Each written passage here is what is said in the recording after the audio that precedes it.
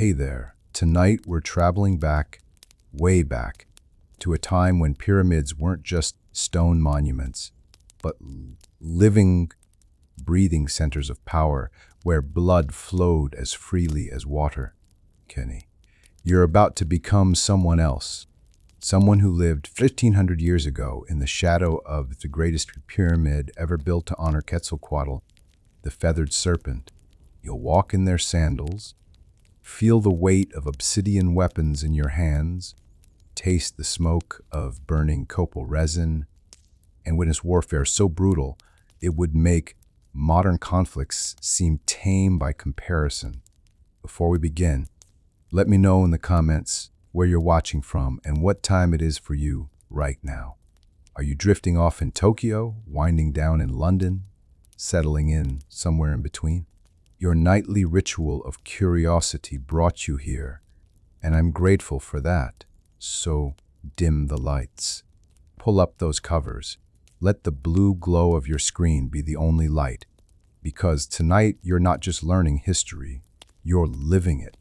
You're a warrior scribe in the city of Teotihuacan during its bloodiest year, and the mystery you're about to uncover has stayed buried for over a millennium. Let's go back. Let's begin. Monthly, the plaza is already filling with warriors when you arrive. Show perhaps 300 men, all wearing their cotton armor, all carrying weapons. The Great Pyramid rises before you, its massive facade covered with carved stone serpents and goggled rain gods. Each serpent head emerges from a collar of feathers, their jaws open to reveal fangs and forked tongues. In the torchlight, they seem almost alive, writhing across the pyramid's surface. The plaza itself is enormous, able to hold 20,000 people during ceremonies. Now it feels empty, with just a few hundred warriors scattered across its packed earth surface. You can smell copal incense burning somewhere, mixing with the ever-present smell of smoke from cooking fires throughout the city. The sky is beginning to lighten in the east, turning from black to deep purple. You recognize several other warrior scribes. There's Yol, a thin man with a limp from a poorly healed leg wound. There's Itzcoatl, who is missing his left ear from a training accident. There's Nahuatl, whose name means clear speaker, though he actually has a stutter that makes him speak slowly and deliberately. These are the men who can both fight and record the glyphs that preserve history. There are only about 30 of you in the entire city. High Priest Xiuquatl emerges from the pyramid temple at the top. He is old, perhaps 60, which is ancient. Most people are dead by 40. He wears an elaborate headdress of quetzal feathers that catch the growing light. He begins descending the steep stairs. Shrijil Xiuquatl reaches the plaza floor and stands before you all. His voice, when he speaks, is surprisingly strong for his age. Warriors of Teotihuacan, the city of the gods, hear me. Our spies in the south have brought troubling news. Tikal grows bold. Their new king, Siachkaach, whose name means fire is born, has conquered 3 cities in the past 2 years. He uses a new weapon, a kind of atlatl that throws spears farther than any we have seen. Worse, he claims divine right to challenge Teotihuacan itself. A murmur runs through the assembled warriors. Tikal is far to the south, deep in Maya lands, perhaps 25 days' march through jungle and mountains. The idea that they would dare challenge Teotihuacan, the greatest city in all of Mesoamerica, seems absurd. Yet here is the high priest himself confirming it. Xiuquatl continues. The council of priests and the great speaker have decided, we will not wait for Tikal to grow stronger. We will strike first. In 10 days, 500 warriors will march south. But before we send our army, we must send our eyes and ears. We need warrior scribes who can infiltrate Tikal, observe their weapons, count their warriors, and learn their plans. This is no ordinary scouting mission. You will travel as merchants, carrying cacao and obsidian to trade. You must leave your warrior training behind and become invisible. You must watch, listen, and record everything in glyphs. Then you must escape and return with your knowledge before the main army arrives. He pauses, letting this sink in. I need 6 volunteers. 6 men who can fight if discovered, but whose primary weapon will be deception. Denkled within moments, 5 others step forward. Yol is among them, his limp more pronounced as he moves. Itzcoatl is another, his missing ear catching the morning light. Like a man named Ehecatl, whose name means wind, steps forward next. Then Chicahua, meaning strong, though he's actually quite slight. Finally, Xocohotl, whose name means youngest, though at 23 he's actually older than you. The high priest nods, satisfied. 6 volunteers. Good. You will each receive trader's clothing and goods to carry. You will travel as cacao merchants, a common sight in Maya lands. Tepo, you will lead this mission. Your father was a successful trader in those regions. You know some of their dialect and their customs. The others will defer to your decisions. Am I understood? And you feel the weight of this responsibility settle on your shoulders like a physical thing. You nod. Yes, honored priest. We will not fail the city. You depart tomorrow at dawn. Today you will meet with Atlatl the merchant, who will teach you the finer points of trading and provide you with goods. You will memorize the route, the major cities, the protocols for entering Tikal. You will learn which questions to ask and which to avoid. You will practice acting like men interested only in profit, not in warfare. This will not be easy for warriors, but it is essential. Tonight, make your preparations. Say your goodbyes. Pray to Quetzalcoatl for protection. Tomorrow, you stop being warriors and become shadows. The high priest dismisses you all. The plaza begins to empty as the other warriors head back to their duties.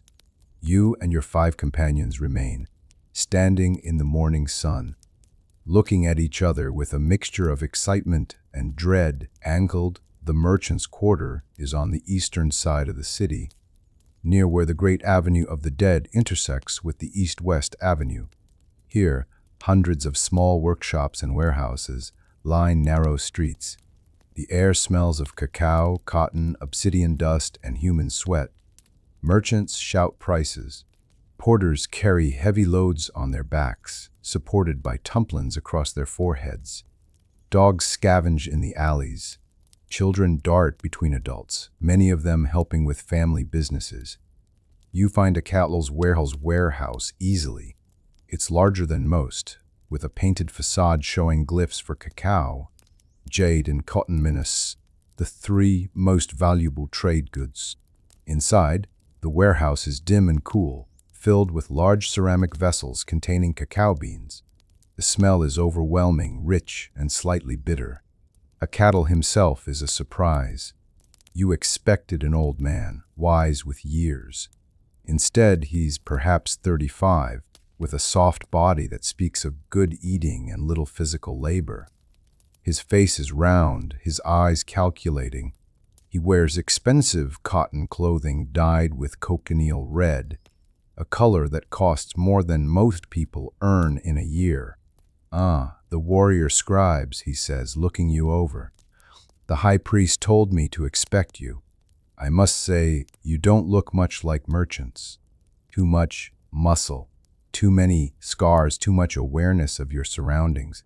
We'll have to fix that, or you'll be spotted as spies within an hour of entering Tikal. He gestures for you to sit on woven mats. Let's begin with the basics. How much do you know about cacao trading? Malaketl laughs, a genuine sound that echoes in the warehouse. At least, you're honest? That's good. Dishonest merchants don't survive long. Now listen carefully. Cacao is currency, not just a trade good, but actual money. A rabbit costs 30 beans, a slave costs 100 beans, a prostitute costs 8 to 10 beans depending on quality. Your life, if you're captured as a spy, might be ransomed for 10,000 beans if Teotihuacan values you. The high priest is giving you each 5,000 beans to carry. That's enough to buy 50 slaves, or make you seem like successful merchants. It's also enough to make you targets for bandits, so you'll travel together and sleep in shifts. He stands and pulls down one of the large ceramic vessels. Inside, thousands of cacao beans gleam in the dim light. Each bean is about the size of your thumbnail, brown and smooth. These are Soconusco beans, the finest quality, from the coastal regions. They're worth double what common beans are worth. You'll be carrying these because wealthy Maya nobles will want them. This gives you an excuse to meet important people, to enter their compounds, to see their defenses. He pours some beans into a smaller pouch and hands it to you. Feel them, learn their weight. Count them obsessively like a real merchant would. When you're nervous, count beans. When you're waiting, count beans. When someone asks you a question you don't want to answer, start counting beans. Merchants are boring, obsessive, and focused on profit. They don't notice military formations. They don't assess fighting capabilities. They notice only what makes them money. Dalenchualand for 6 hours. Atlatl teaches you the merchant's craft. He shows you how to negotiate, always starting by insulting the quality of what you're buying, always ending by praising the wisdom of the seller for accepting your reasonable price. He demonstrates the different grades of cacao, from the premium Soconusco beans to the cheap mountain varieties that taste bitter and require more honey to make drinkable chocolate. He explains trade routes, safe stopping points, which cities charge tolls, and which allow free passage. He describes the protocol for entering a new city. Always present yourself to the local ruler first. Always offer a small gift. Always ask permission to trade in the market. Never appear too wealthy. Never appear too poor. Never show weapons. Never admit to being anything but a merchant. By midday, your other 5 companions have arrived. Atlatl goes through everything again for their benefit. Then he brings out the clothing you'll wear. Gone is the cotton armor, the warrior's loincloth. Instead, he hands you plain maguey fiber clothing, rougher than cotton, cheaper, less prestigious. A simple loincloth and a cape that reaches to your knees. Woven sandals with thicker soles for long walking. You'll each carry 1,000 beans on your person, Atlatl explains.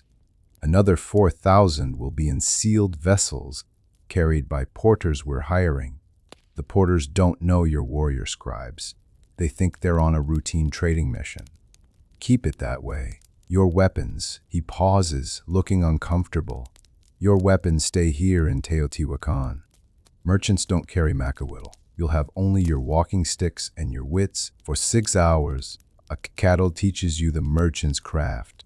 He shows you how to negotiate, always starting by insulting the quality of what you're buying, always ending by praising the wisdom of the seller for accepting your reasonable price. He demonstrates the different grades of cacao, from the premium Soconusco beans to the cheap mountain varieties that taste bitter and require more honey to make drinkable chocolate. He explains trade routes, safe stopping points, which cities charge tolls and which allow free passage.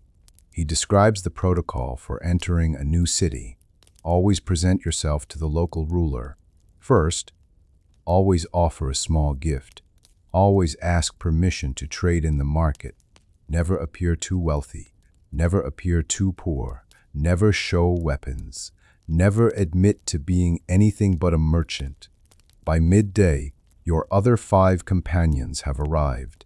Atlatl goes through everything again for their benefit. Then he brings out the clothing you'll wear. Gone is the cotton armor, the warrior's loincloth. Instead, he hands you plain maguey fiber clothing, rougher than cotton, cheaper, less prestigious. A simple loincloth and a cape that reaches to your knees. Woven sandals with thicker soles for long walking. A leather bag to carry your beans and your small bundle of personal items. A walking stick, which Atlatl shows you can be used as a weapon if needed, though you should avoid needing it. You'll each carry 1,000 beans on your person, Atlatl explains. Another 4,000 will be in sealed vessels, carried by porters we're hiring. The porters don't know you're warrior scribes. They think they're on a routine trading mission. Keep it that way. Your weapons, he pauses, looking uncomfortable. Your weapons stay here in Teotihuacan. Merchants don't carry macahuitl. You'll have only your walking sticks and your wits. That evening, you return to your small dwelling. It feels different somehow, as if you're seeing it for the first time or possibly the last time. The bare walls, the simple reed mat, the few possessions you own, a spare loincloth, a ceramic bowl, a obsidian knife, some dried corn. This is your entire life, contained in one small room. You realize you have no one to say goodbye to. Your parents are dead. You have no siblings, no wife, no close friends beyond your fellow warriors, who are coming with you anyway. You sit on your mat and pull out a piece of bark paper, and your writing reads. As a scribe, you've been taught to record important events. This seems important.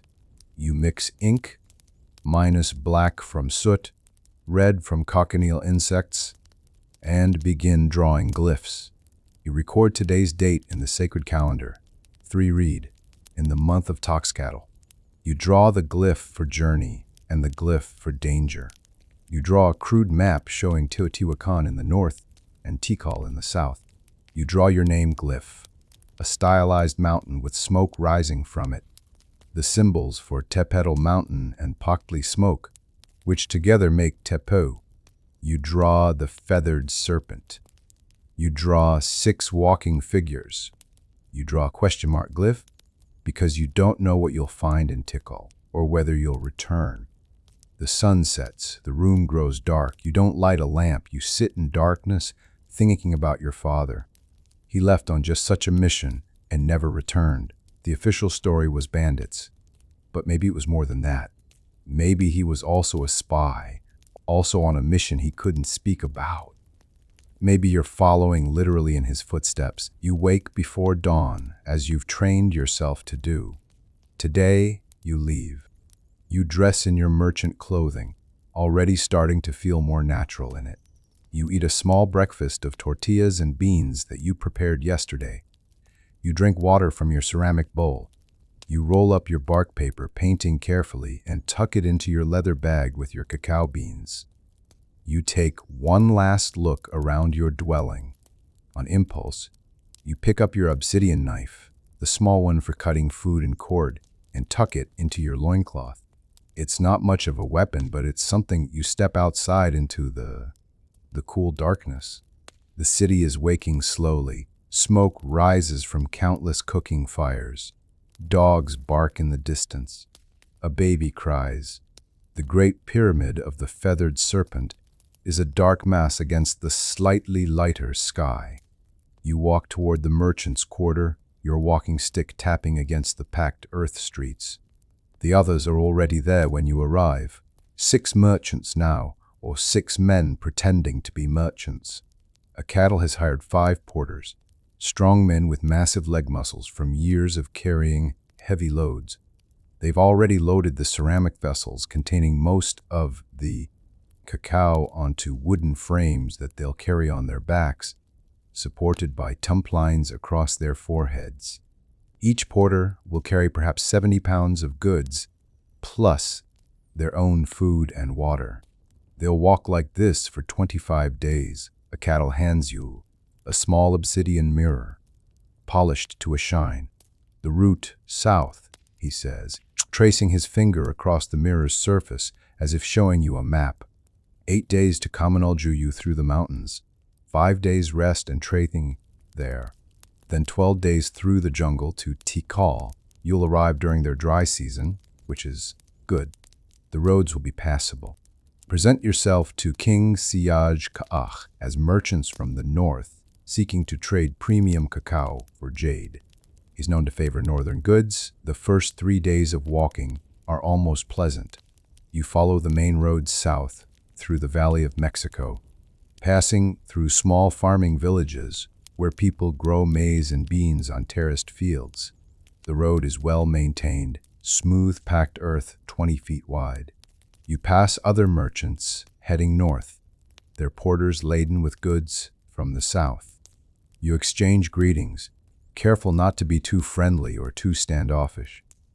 Merchants are friendly in a superficial way, always seeking information about prices and trade opportunities, but never revealing too much about their own business. You know? Each evening you make camp beside the road. The porters build small fires and cook simple meals of tortillas and beans. You sleep on the ground under your Megi fiber capes, taking turns keeping watch. Your companions are adjusting to their merchant roles, though Itzcoatl keeps forgetting to slump his shoulders, and Yoel's limp actually makes him look more like a genuine merchant who's had a hard life. And on the fourth day, you begin climbing into the mountains.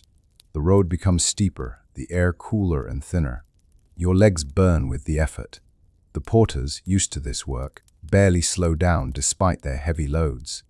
You pass through pine forests where the scent is sharp and clean. You see few people here, just occasional woodcutters harvesting timber to carry back north. On the fifth day, you encounter your first test.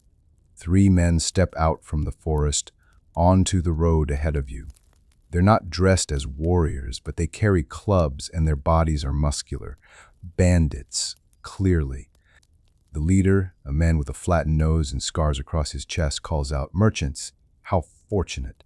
We're collecting tolls for passage through this section of forest. 1,000 cacao beans should cover it." The bandit leader laughs, a harsh sound that echoes through the forest. 100 beans? You insult me, merchant. I can see those vessels your porters carry. Premium Soconos cacao, if I'm not mistaken. Each vessel holds at least 1,000 beans. You're carrying 5 vessels. That's 5,000 beans, not counting what you carry personally. 1,000 beans is merely 20%. A generous toll, really. Yeah. You feel your warrior instinct screaming at you to attack. You could probably kill all 3 bandits before they knew what was happening. Your companions could certainly help, but dead bandits would attract attention. Questions would be asked. A merchant who kills bandits with warrior techniques is no merchant at all. You force yourself to stay in character. You have keen eyes, honored protector, you say, letting admiration creep into your voice. I see there's no fooling you, but consider, Minus, if you take 1,000 beans, we have nothing to trade with in Kaminal Juyu. We cannot make profit. We cannot return this way with jade and obsidian that we would happily share with you. But if you take only 300 beans now, we promise to give you 300 more on our return journey, plus 2 jade beads. 600 beans, total plus jade. A better deal for a wise man who thinks beyond the immediate moment? The bandit leader considers this, his eyes narrowing. One of his companions whispers something in his ear. Finally, he nods. 500 beans now. 500 beans and 4 jade beads on your return. I'm not as patient as you seem to think. And how do I know you'll actually return this way? Once you're out of sight around a bend in the road, Itzcoatl hisses. We could have killed them easily. Why did we pay? His missing ear is red with anger. You keep walking, not looking back, aware that the bandits might still be watching. Because we're merchants, not warriors. Merchants pay tolls and bribes. It's expected. If we killed them, their bodies would have been found. Questions would have been asked about who passed through. By the time we return from Tikal, if we return, there will be dozens of other merchants who've also paid these bandits. We'll be just one more group, nothing memorable. Yoel, limping alongside you, nods thoughtfully. Smart. Though it hurt to give them those beans, they weren't our beans, you point out. They're Akatal's beans. He'll understand the loss. It's part of the cost of doing business. You're starting to think like a merchant, you realize. Calculating costs, thinking about long-term profit versus short-term satisfaction. It's an uncomfortable feeling. That evening you make camp in a small clearing beside a mountain stream. The water is cold and clear, flowing down from snowmelt higher up. You all strip and wash for the first time since leaving Teotihuacan. The cold water is shocking but refreshing. You wash your hair, your body, your clothing, laying everything out to dry by the fire. The porters do the same, though they keep to themselves, not interacting much with you and your companions. They're hired help, after all, not part of your actual mission. As you sit by the fire, wearing only your damp loincloth, Atlatl asks quietly, "What do you remember about Tikal? You said your father traded there. On the 8th day, you reach Caminaljuyu. It's a substantial city, perhaps 30,000 people, built in a valley surrounded by mountains. The city's main feature is its dozens of pyramids, most covered with mud plaster painted in bright reds and whites. Smoke rises from the temple tops where priests make offerings. The city spreads out in a planned grid, very different from Teotihuacan's more organic layout. You present yourself at the ruler's palace, following the protocol atlatl taught you. You and your companions stand in a courtyard while a steward examines the gifts you've brought, 50 cacao beans and a small obsidian blade. Nothing too generous, but enough to show respect. After an hour of waiting, you're granted a brief audience with the local ruler, a man named Tohil, whose name means payment or tribute. He's middle-aged, heavy-set, wearing an elaborate jade collar. He listens as you explain you're merchants from Teotihuacan, heading to Tikal to trade cacao for jade. Tikal, he says, and something in his voice makes you pay attention. You're brave to trade with King Siaj Kahah, or perhaps foolish. He's been conducting raids on surrounding cities, demanding tribute, taking prisoners for sacrifice. Some say he's preparing for war with Teotihuacan itself, though that seems audacious. Still, if you're determined to go, I won't stop you. Caminaljuyu does much trade with Tikal. We're neutral in their disputes. He waves his hand, dismissing you. You may set up in the market for 5 days. After that, you continue south or return north. Understood? You bow and back out of the throne room. Once outside, you exhale slowly. So the rumors are true. Tikal is preparing for war. The market at Caminaljuyu is bustling. Hundreds of merchants have set up stalls selling everything imaginable. Cacao from the coast, jade from the southern highlands, obsidian from local quarries, cotton cloth, pottery, salt, dried fish, live turkeys, quetzal feathers, jaguar pelts, rubber balls, paper, incense, herbs, medicines. The noise is overwhelming after days in the quiet mountains. People shout prices, argue over quality, laugh, gossip. Children run between stalls. Dogs fight over scraps. Smoke from cooking fires adds to the general haze. You set up your stall in an assigned location, displaying your cacao beans in beautiful ceramic bowls borrowed from a cattle. The beans gleam in the sunlight, their quality obvious. Almost immediately, people approach to examine them. You slip into the merchant's role, praising your goods while insulting those of your competitors. You negotiate, you haggle, you eventually sell 50 beans to a local noble for a small piece of jade.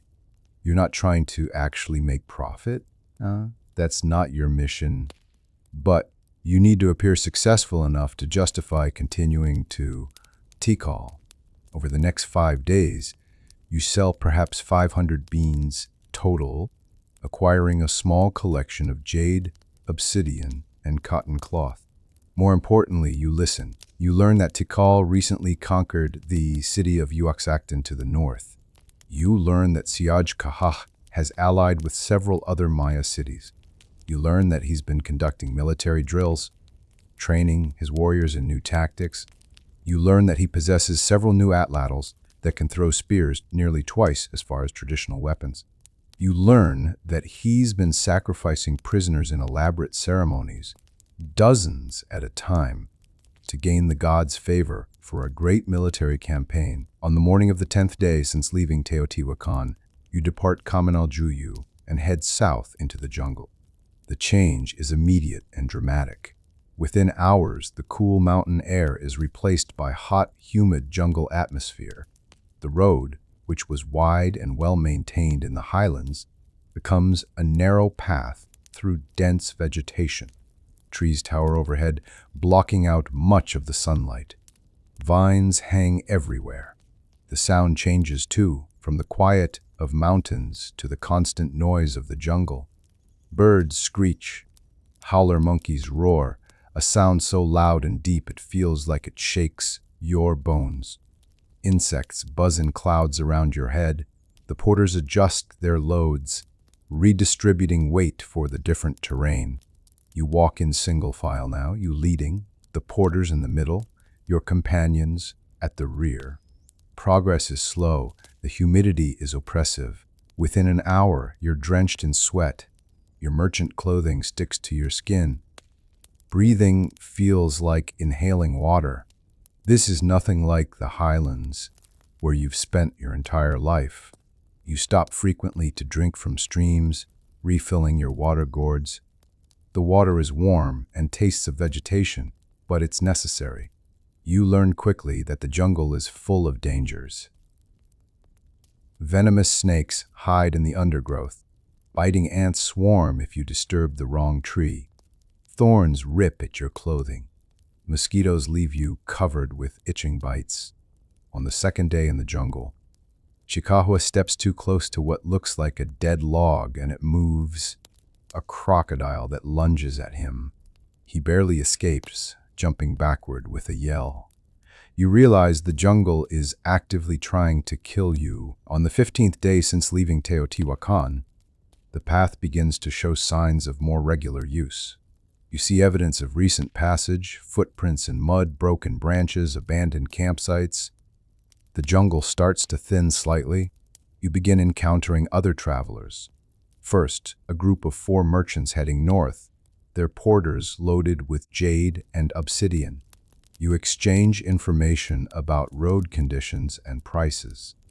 They mention that Tikal is only 3 days ahead and that King Siaj Kakah is currently in residence rather than out on campaign. Okay. The next day you encounter a military patrol from Tikal, 12 warriors, their bodies painted with jaguar spots, carrying atlatls and bundles of spears. Their leader, a tall man with an elongated skull from infant binding and jade plugs through his lips, stops your group. State your business, he says in the Maya dialect. His accent is different from what your father taught you, but you understand. Merchants from the north, you reply, keeping your voice steady. From Teotihuacan, we carry premium Soconusco cacao to trade for southern jade. We seek audience with King Siaj Kahak to present our goods. Okay? The warrior walks around your group, examining you and your porters. He stops at one of the ceramic vessels, tapping it. Open this. Your heart pounds, but you keep your face neutral. You gesture to the porter, who carefully unwraps the vessel. Inside, cacao beans gleam. The warrior scoops up a handful, examining them closely. He smells them. Finally, he lets them fall back into the vessel. Premium indeed. The king will be interested. He looks at you directly. You'll need an escort into the city. We'll accompany you. It's safer.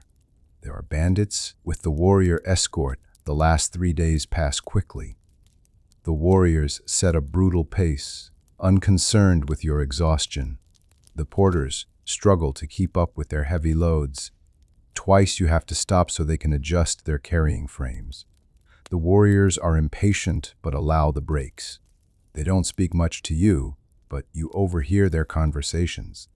They discuss recent raids, prisoners taken, a rival city that failed to send proper tribute. They mention the new atlatls with pride, claiming they can pierce armor at 100 paces. They laugh about a training accident where a spear went entirely through a practice target made of layers of cotton armor like what you wore when you were still openly a warrior. On the morning of the 18th day since leaving Teotihuacan, you see Tikal. The city rises out of the jungle like something from a dream or nightmare. Massive pyramids, far taller than anything in Teotihuacan, tower above the jungle canopy. The largest pyramid must be 200 feet high, its steep sides painted in red and cream colors, with enormous masks of gods carved into the facade. Buildings are everywhere, built on raised platforms connected by causeways. You estimate the city holds perhaps 50,000 people, much smaller than Teotihuacan but far more densely built. The warrior escort leads you along a wide causeway into the city center. People stop to stare at you. Northern merchants are apparently unusual. You notice the people look different from your own. Many have filed their teeth to points. Some have jade beads embedded in their teeth. The nobles have sloped foreheads from infant binding. Everyone is shorter than people in Teotihuacan, typically 5 feet tall or less. Their clothing is more elaborate, with more colors and patterns. The women wear long skirts and nothing above the waist except jewelry. The humidity makes everyone shine with sweat. The warrior escort brings you to a large palace complex near the central plaza. The building is massive, with multiple rooms arranged around courtyards. Stone columns carved with glyphs support the roof. Elaborate murals cover the walls, showing warfare, sacrifices, and royal processions. You're told to wait in one courtyard while the warrior leader goes inside to announce your arrival. You wait for nearly 2 hours. The sun climbs high, baking the courtyard. There's no shade. Sweat pours off you. You dare not sit or show weakness. Finally, a court official emerges. An elderly man wearing an elaborate jade collar and a headdress of quetzal feathers. He speaks in rapid Maya, so fast you struggle to follow. Your companions look to you for translation. You are merchants from Teotihuacan? The official asks. You nod. You carry premium cacao? You nod again. King Teotihuacan will grant you brief audience tomorrow at midday. You will present your finest goods as gifts. You will be assigned sleeping quarters in the merchant's compound. You are forbidden from entering the temple district or the military training grounds. You may trade in the market. You will leave Tikal within 10 days, unless the king grants you special permission to remain longer. Understood? You bow deeply. Understood, honored official. We are grateful for the king's generosity in seeing us. The official gestures, and a young man appears to guide you to the merchant's compound. As you walk through the city, you continue observing everything. You see perhaps 200 warriors drilling in an open plaza practicing with their new long-range atlatls. You see prisoners in wooden cages clearly marked for sacrifice. You see enormous stone monuments carved with glyphs recording the king's conquests. Everything confirms what you learned in Kaminaljuyu. Tikal is preparing for major warfare. That night, you don't sleep well despite your exhaustion. The merchant's compound is loud, men snoring, talking, some conducting business even after dark. The heat is oppressive, barely cooling even with sunset. Mosquitoes swarm in clouds. You lie on your mat, thinking about tomorrow's audience with King Teotihuacan. This is the critical moment. You need to get close enough to the king to assess his military strength and intentions without revealing yourselves as spies. In the morning, you prepare carefully. You and your companions wash in a nearby reservoir, scrubbing away weeks of dirt and sweat. You comb out your tangled hair. You put on the cleanest merchant clothing you have, though it's still far from presentable. You select the finest cacao beans from your vessels. Perhaps 200 of the most perfect beans, uniform in size and color. You place them in a beautifully woven basket, borrowed from another merchant. At midday, the same court official from yesterday arrives to escort you to the audience. You and your companions follow him through the palace complex. to a large throne room. The room is open on one side to a courtyard, allowing air circulation. The walls are covered with elaborate murals showing the king in various conquests. Stone benches line the walls where court officials and nobles sit. At the far end, on a raised platform, sits King Teotihuacan himself. The king is younger than you expected, perhaps 35 years old. He's tall for a Maya, nearly 5 feet 8 inches. His skull has been severely elongated from infant binding, making his head look twice its natural length. Jade plugs pierce his lips, nose, and ears. His teeth are filed to points and inlaid with jade. He wears an enormous headdress of quetzal feathers that adds another 3 feet to his height. His expression is cold, calculating. His eyes miss nothing. King Teotihuacan examines the cacao beans carefully, then nods with apparent satisfaction. "Fine quality," he says in Maya. "From Soconusco? I can taste the quality without even preparing the drink." He hands the basket to a servant. "You may trade in my city for 10 days. After that, you return north or seek extension. I'm told you're from Teotihuacan, the great city of the north. I have heard much about Teotihuacan. Its pyramids, its warriors, its wealth." His eyes fix on you, calculating. "Tell me, merchant, what is the mood in Teotihuacan? Do the people there fear invasion from the south?" And the question hangs in the air like smoke. Your heart pounds, but you keep your expression neutral. This is a test. Answer wrong and you reveal yourself. You bow your head slightly and say, "Honored king, I am a simple merchant.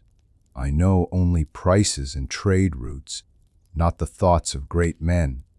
But I can say that Teotihuacan is vast and secure.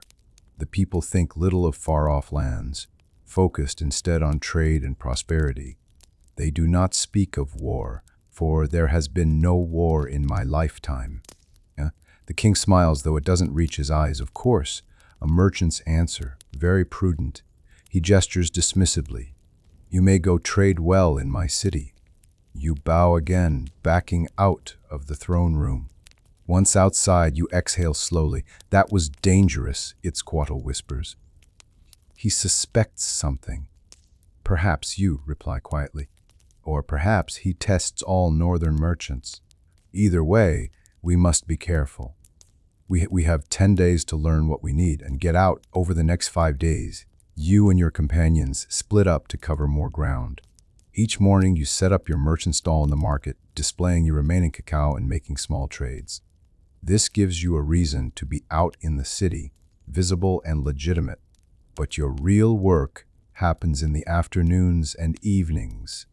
You discover that Tikal has approximately 3,000 active warriors, far fewer than Teotihuacan's 10,000, but still a formidable force.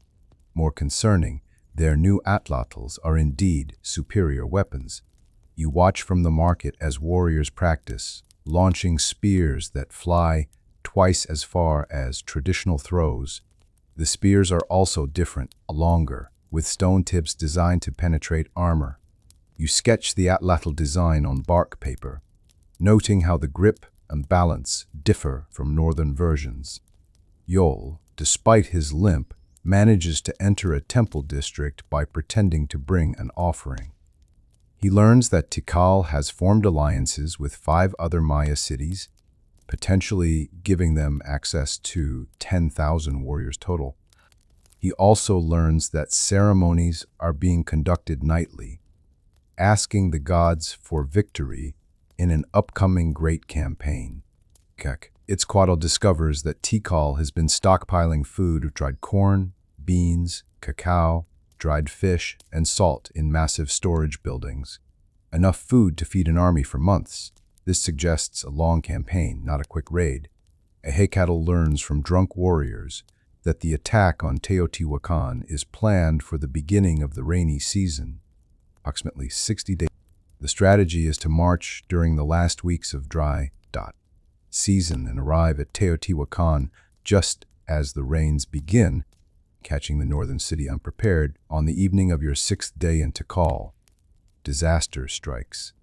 You're in the merchant's compound, working on your bark paper records by lamplight, when 3 warriors enter.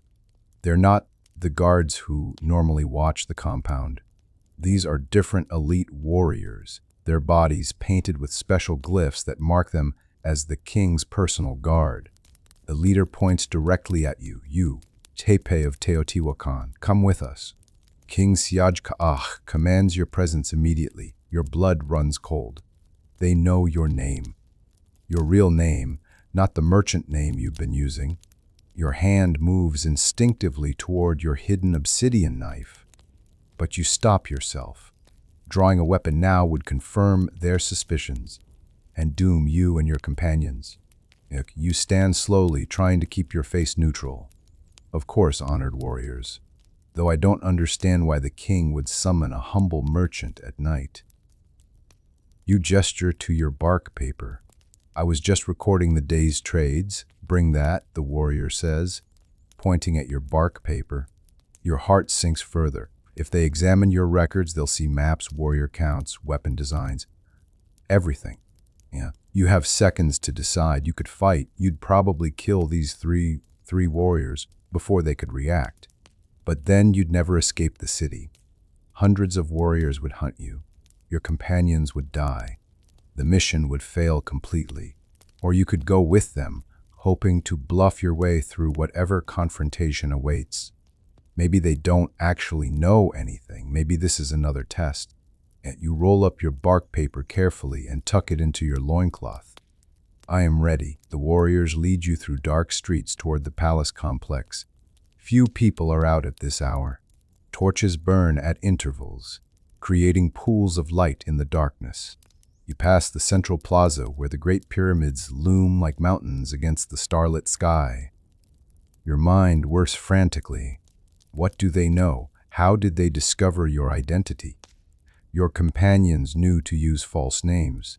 You've been careful. Unless the bandits. the bandits on the mountain road who you paid off. You promised to return with Jade. If they talked to Tikal's patrols, if they mentioned northern merchants heading to Tikal. But even then, how would Tikal know your real name? The warriors bring you not to the throne room, but to a smaller chamber deep within the palace. The room is windowless, lit by torches. King Siaj Kahak sits on a simple stool, no longer wearing his elaborate headdress. He looks more human without it, and somehow more dangerous. 2 other men are present, both elderly, wearing the elaborate clothing of high-ranking nobles or priests. Tepu, the king says, and his use of your name confirms everything. Sit. Can't you sit on the floor, the position of an inferior before a superior? You keep your eyes downcast, respectful, waiting. I'm going to tell you a story, the king says. 15 years ago, a merchant from Teotihuacan came to Tikal. His name was Humak. He carried fine obsidian to trade. He was charming, knowledgeable, generous. He spent 3 months in my father's city, learning our customs, studying our architecture. Then he returned north. 4 years later, Teotihuacan launched a military campaign that conquered 3 cities allied with Tikal. The campaigns used tactics and strategies that showed detailed knowledge of Maya military organization. Do you know what happened to Huimak? The king smiles, a genuine expression this time. Those are intelligent questions. You think like your father. He returns to his stool. I will give you proof of my sincerity. First, I'm releasing you and your companions unharmed with all your goods. Second, I'm sending my own ambassador with you, my younger brother Kinich, who speaks your language and can verify my words to your leaders. Third, I'm giving you gifts to present to your great speakers jade, cacao, and quetzal feathers worth a fortune. These are not gifts from a king planning war. They're gifts from a king seeking alliance. One of the elderly nobles steps forward. My king, sending your brother north is dangerous. If Teotihuacan doesn't accept the peace offering, then my brother dies and we have our war, the king interrupts. But if they accept, we have something more valuable than conquest. We have trade partnership. Teotihuacan needs jade, cacao, and quetzal feathers. We need obsidian and access to northern trade routes. Why fight over what we can exchange? He looks at you again. You leave tomorrow at dawn. My brother travels with you. His presence proves my seriousness. If your leaders accept my proposal, send him back with their response. If they refuse, he shrugs. Then we meet on the battlefield as planned, but at least we tried. He stands. Go back to your companions. Explain that you've been recruited to carry a peace message rather than intelligence for war. It's not entirely untrue. Your companions react with shock and disbelief when you explain what happened. Itzcoatl argues for immediate escape. He's convinced it's a trap. Yol is more thoughtful, pointing out that if the king wanted you dead, you'd already be dead. Ehecatl worries about the political implications. Will Teotihuacan's leaders believe you? Or will they think you've been compromised? Chicahua says little, but his expression shows skepticism. Xocoatl, the youngest, seems almost excited at the idea of peace rather than war. Princeat, you spend the rest of the night preparing. You organize your remaining goods, pack your bark paper carefully, and try to sleep but can't. Your mind keeps returning to your father. Was he also caught in this same situation? Did a Maya king also offer him a deal? Is that why he never returned? Because he accepted an offer and stayed in the south, living a different life? At dawn, as promised, the king's brother arrives. Kinich is younger than Siaj Kahach, perhaps 25, with less extreme skull deformation and fewer jade ornaments. He speaks northern dialect surprisingly well. I studied in Kamanal Juyu, he explains. My brother wanted one of his family to understand northern ways. I'm told we're going to prevent a war. Quite an adventure. Your companions react with shock and disbelief when you explain what happened. Itzcoatl argues for immediate escape. He's convinced it's a trap. Yol is more thoughtful, pointing out that if the king wanted you dead, you'd already be dead. Ehecatl worries about the political implications. Will Teotihuacan's leaders believe you, or will they think you've been compromised? Chicahua says little, but his expression shows skepticism. Xocoatl, the youngest, seems almost excited at the idea of peace rather than war. We must be practical, you finally say. Whether this is genuine or a trap, we have no choice but to play along. If we try to escape tonight, we'll be hunted down. Better to leave openly in the morning, with the king's brother as escort.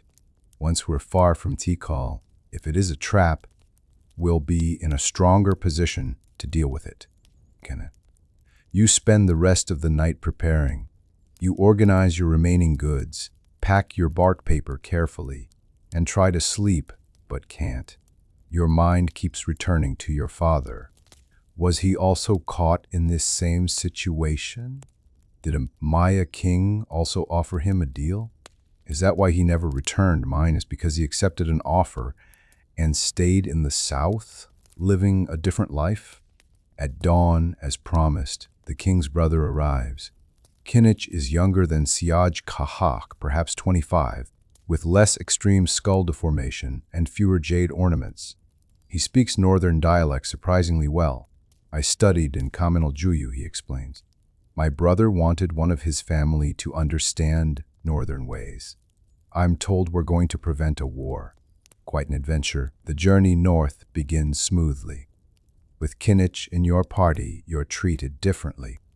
Guards at checkpoints wave you through without question. Other travelers bow respectfully when they see the prince. You make better time through the jungle than on your journey south. The porters are carrying lighter loads now that you've traded away most of the cacao. The new jade and quetzal feathers are valuable but weigh less. Kinich proves to be good company. He walks alongside you, rather than riding in a litter, as he could demand. He asks intelligent questions about Teotihuacan, its pyramids, its markets, its governance. He explains that he's been preparing for this diplomatic mission for months, learning northern customs and language. My brother knew war was coming, he says on the third day, but he also knew it would destroy both cities. He's not a peaceful man by nature, but he's a practical one. Trade is more profitable than conquest if you can establish fair terms. On the seventh day, you reach Kaminaljuyu. The same ruler, Tohil, grants you immediate audience when he learns you're escorting Prince Kinich.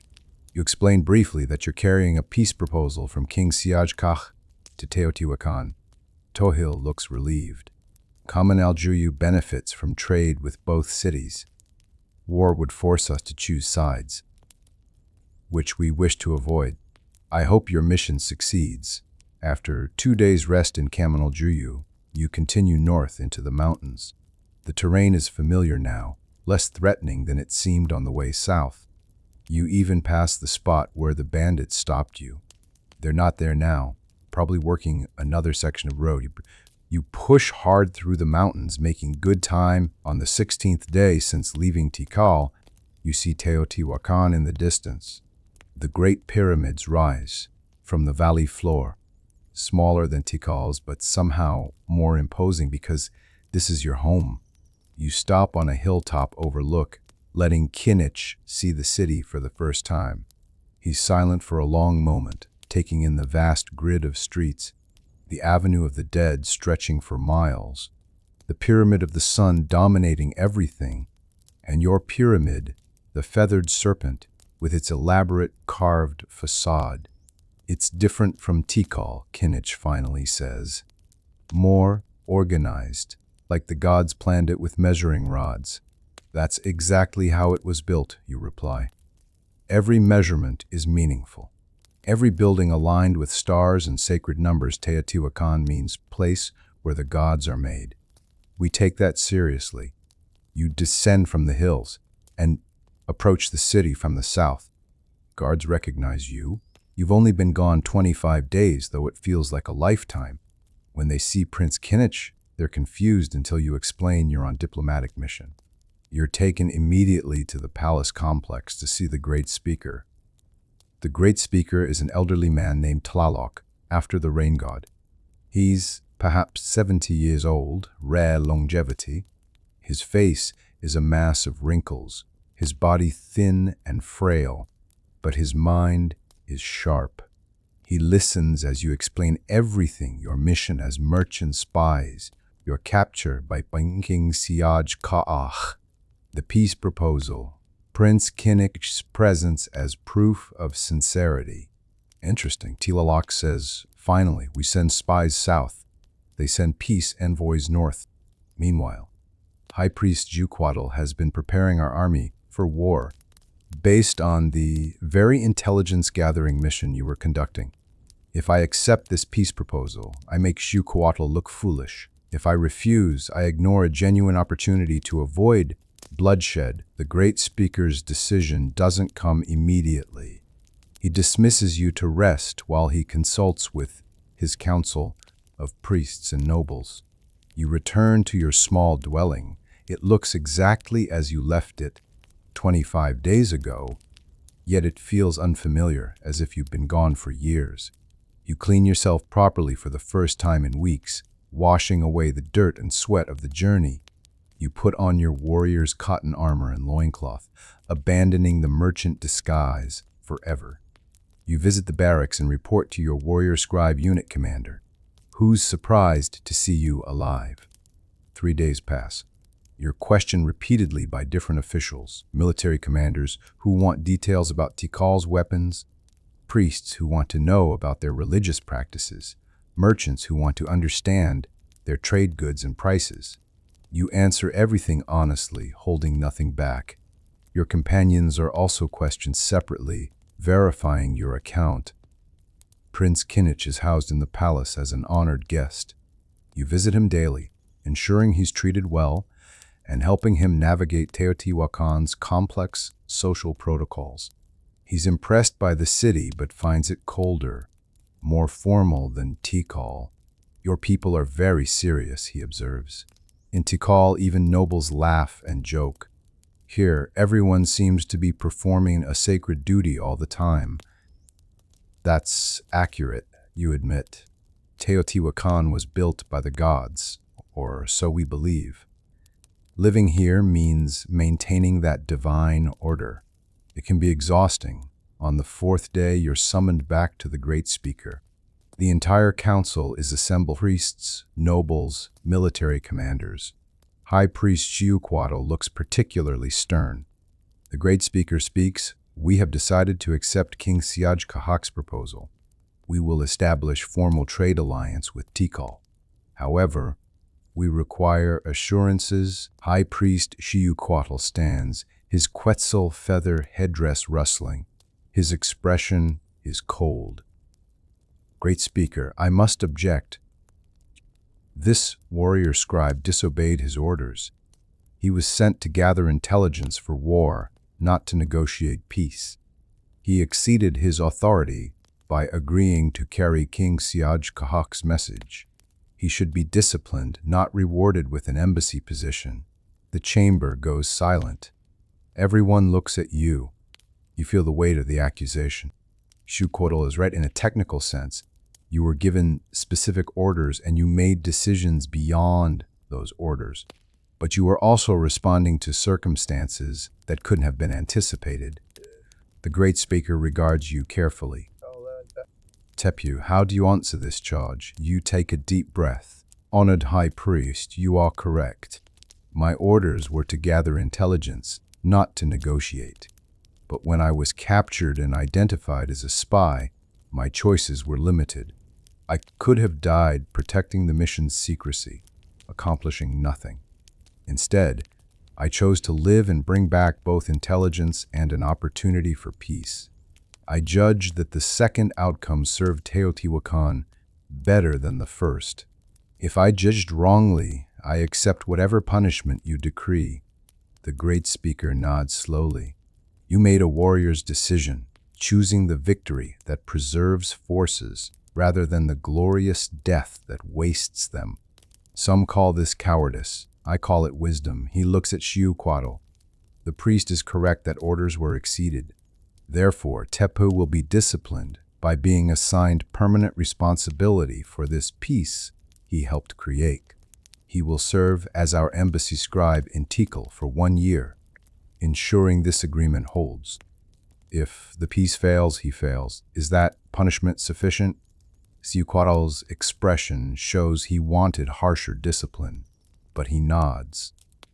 As the Great Speaker wills, the council spends another hour working out details of the peace agreement. Trade caravans will travel quarterly between the cities. Teotihuacan will provide obsidian, northern cotton, and access to western trade routes. Tikal will provide jade, cacao, quetzal feathers, and access to southern trade routes. Both cities will reduce military forces near the border region. Small embassies will be established. You and 2 other scribes in Tikal, 3 Maya scribes in Teotihuacan. The agreement will be recorded in both cities' glyph systems and renewed annually with ceremony. Sifu. Prince Kinnick is given an official response document to carry back to his brother, a bark paper covered with Teotihuacan's formal glyphs, sealed with the Great Speaker's official stamp. He's also given return gifts: obsidian blades, northern cotton, and a small jade mask carved in Teotihuacan style. The exchange is ritualized, formal, each gesture laden with diplomatic meaning. You're given 3 days to prepare for your return to Tikal. This time you'll travel not as a disguised spy, but as an official representative. You'll have proper credentials, proper clothing, proper escort. You visit your small dwelling one last time, packing the few possessions you own. You realize most of what you treasured: your weapons, your armor, your father's few remaining items, won't be appropriate for an embassy scribe. You'll carry bark paper, writing reeds, inks, and diplomatic documents. You're transforming from warrior to bureaucrat, and the thought makes you uncomfortable. Kinked. On your final evening in the city, you climb to the top of the Feathered Serpent Pyramid, something normally forbidden except to priests, but you're given special permission as someone who served the city well. From the top, you can see all of Teotihuacan spread out below you, 200,000 people going about their lives, unaware that war has been averted. You think about your father, wondering if he stood on this same spot before his final journey south. You depart Teotihuacan for the second time, but everything is different. You wear embassy scribes' clothing, fine cotton dyed in official colors, a cape with diplomatic glyphs woven into the pattern. You carry official documents sealed with the Great Speaker's mark. Your companions on this journey are Prince Kinich returning home, 3 other scribes who will help establish the Teotihuacan embassy, and an escort of 20 warriors not to fight, but to demonstrate Teotihuacan's power and ensure safe passage. Okay. The journey south is almost pleasant this time. With your official status and large escort, you travel the main roads openly. You're welcomed in every city and village. In Kaminaljuyu, ruler Tohil hosts an elaborate feast celebrating the peace between North and South. He's delighted that his city will benefit from increased trade. The feast includes roasted turkey, tamales, chocolate drinks, and entertainment by musicians and dancers. You're seated near the head table, a position of honor. Kinich leans over and says quietly, "You've come a long way from pretending to be a nervous merchant. Now you're a diplomatic official at state banquets. How does it feel? Strange, you admit. I was trained to kill people, not to smile at them over dinner." "Welcome to diplomacy," Kinich replies. "It's warfare by other means. You'll get used to it. The journey through the jungle is easier with 20 warriors, clearing the path and maintaining watch. You reach Tikal in only 16 days. The city looks different knowing you're welcome, rather than infiltrating as a spy. King Siaj Kahach grants you immediate audience, this time in the full throne room with all ceremony. You present the Great Speaker's official response and the return gifts. The king reads the bark paper document carefully, then smiles. A genuine relieved expression. You spend the next 6 months establishing the embassy. It's tedious work, negotiating protocol, establishing communication procedures, mediating minor disputes between merchants, recording everything in duplicate glyphs so both cities have identical records. You learn to navigate Tikal's complex court politics, understanding which nobles support the peace and which still harbor ambitions for conquest. You send regular reports north to Teotihuacan, each one carried by official couriers with proper escort. The trade caravans begin. The first arrives from Teotihuacan carrying obsidian and northern cotton. The second goes north from Tikal carrying jade and cacao. Each successful exchange strengthens the peace. Merchants grow wealthy. Both cities benefit.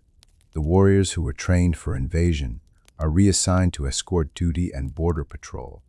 No one is happy about peace. Warriors wanted glory. Priests wanted prisoners for sacrifice. Nobles wanted conquest and tribute. But everyone admits that you develop an unexpected friendship with King Siaj Kaak. He summons you regularly to discuss northern affairs, seeking your perspective on Teotihuacan politics. You're honest with him, sometimes brutally so. "Your Majesty, I'm here to prevent misunderstandings, not to flatter you. If I tell you only what you want to hear, we'll eventually have war despite our best intentions." He appreciates this directness, so different from his Maya courtiers who speak in elaborate metaphors and indirect suggestions. 6 months into your year-long assignment, disaster strikes.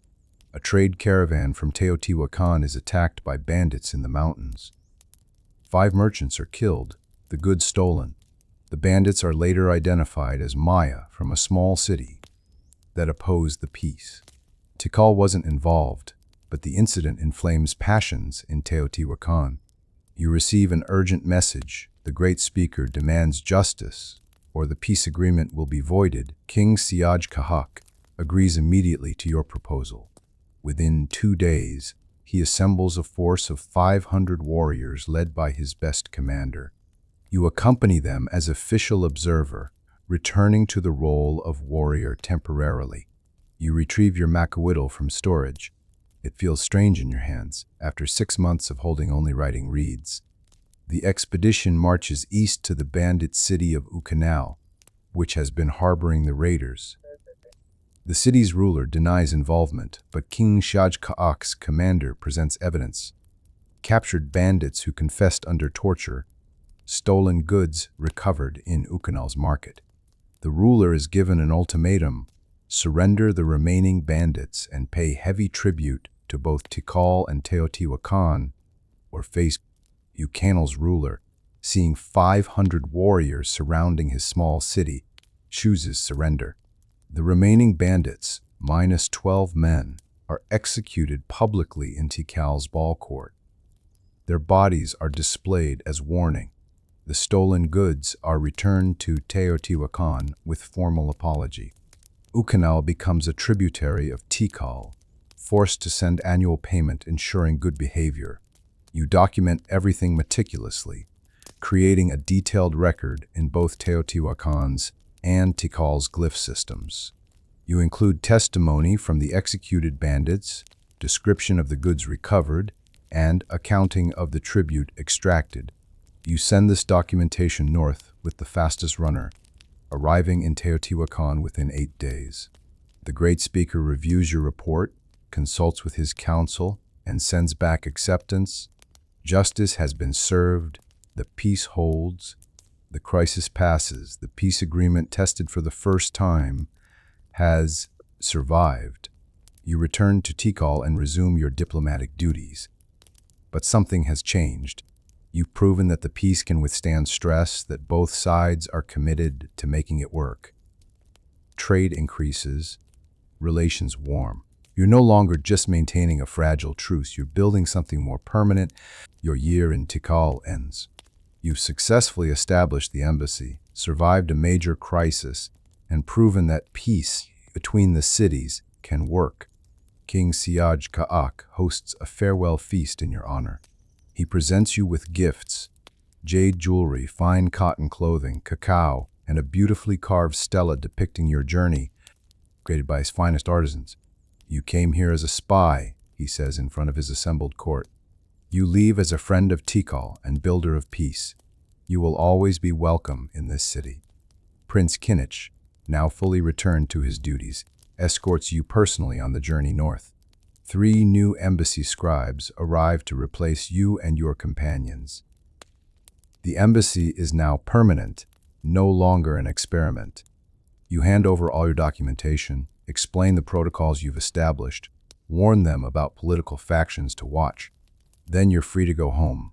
The journey north is bittersweet. You've grown to respect Tikal, even love some aspects of their culture. But Teotihuacan is home. After 18 days of travel, you see your city's pyramids rising from the valley. Prince Kinich says goodbye at the city gates. You changed history, Tepu. Not many people can say that. Visit Tikal again someday. Not as diplomat, but as friend. You enter Teotihuacan alone, walking through familiar streets that feel simultaneously unchanged and completely different. People recognize you, the warrior scribe who went south and prevented war. Some nod respectfully, others ignore you. Life goes on. You visit the great speaker, making your final report. He's pleased, offering you permanent position as head of diplomatic scribes. You thank him but decline. I'm a warrior, honored great speaker. I've learned diplomacy, but my heart remains with weapons and training. Perhaps let me serve as military advisor on southern affairs. Someone who understands how Maya warriors think. He agrees. You're assigned to the military training grounds, teaching young warriors about Maya tactics and weapons. It's satisfying work, using everything you learned in a practical way. You're still serving the city, just in your true capacity. Okay? On a quiet evening, you climb once more to the top of the Feathered Serpent Pyramid. The city spreads below you, peaceful and prosperous. Trade caravans come and go, children play in the streets. Life continues because you and a handful of others chose peace over glory, trade over conquest, understanding over hatred. You think about your father finally understanding what he sought and perhaps what he found. His journey south ended in mystery. Yours ended in peace. Maybe that's enough. You touch your scar, a reminder of the journey. Then you descend the pyramid and walk home through the twilight streets, ready for whatever comes next. And so the burning mystery of the feathered serpent ends not with warfare and sacrifice, but with peace and understanding.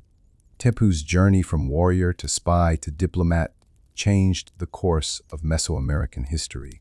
The peace between Teotihuacan and Tikal lasted for decades, enriching both cities through trade rather than impoverishing them through war. But you, warm in your bed 1,500 years later, can rest knowing that even in the brutal ancient world, wisdom sometimes young warriors became peace builders, sometimes spies became friends, sometimes the cycle of revenge could be broken.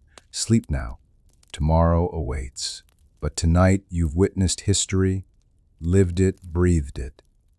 You were Tepu, and now you can let him rest. Sweet dreams, my friend.